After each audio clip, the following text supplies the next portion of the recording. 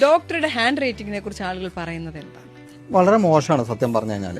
ഭയങ്കര മോശമാണ്. ഒരിക്കലും അങ്ങനെ എഴുതരുത് എന്ന് തന്നെയാണ് ഞാൻ പറയാം. ഞാൻ എഴുതാറില്ല, നിർത്തി. എന്റെ നല്ല ഹാൻഡ് റൈറ്റിംഗ് വളരെ മോശം ഹാൻഡ് റൈറ്റിംഗ് ആണ്. എന്റേതും വളരെ മോശമാണ്. ചിലപ്പോൾ ബുദ്ധി കൂടുന്നവർക്ക് ചിലപ്പോൾ ഹാൻഡ് റൈറ്റിംഗ് നന്നാവില്ല എന്ന് എനിക്കറിയില്ല. തരക്കൽ എഴുതുമ്പോൾ അങ്ങനെ പോയി പോകുന്നതാണെന്നായിരിക്കും. പക്ഷെ ഇപ്പൊ അതിനൊരു മാനദണ്ഡമുണ്ട്.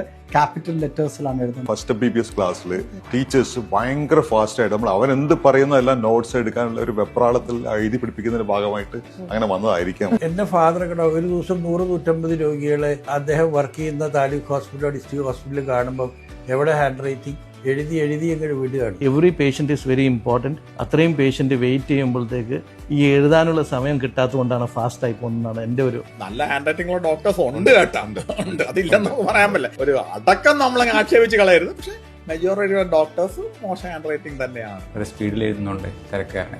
ഇപ്പോഴാണ് എനിക്ക് തോന്നുന്നത് എല്ലാ ഡോക്ടേഴ്സിന്റെയും ഒട്ടുമിക്ക ആൾക്കാരുടെ ലെജിബിൾ ആണ്. ശരിക്കും പറഞ്ഞാൽ ഞങ്ങളൊക്കെ മാറ്റി കുറെ കാലമായി ഞങ്ങൾക്ക് ടൈപ്പ് ചെയ്ത് കൊടുക്കാനാണ്. ഡോക്ടർ എഴുതിയ മരുന്ന് ആ ഫാർമസിസ്റ്റിന് മാത്രം മനസ്സിലാകാൻ പാടുള്ളൂ എന്നാണ് അതിന്റെ ഉദ്ദേശം എന്നൊക്കെ പറഞ്ഞിട്ട് എനിക്ക് തോന്നുന്നില്ല അത് ശരിയാണെന്ന്.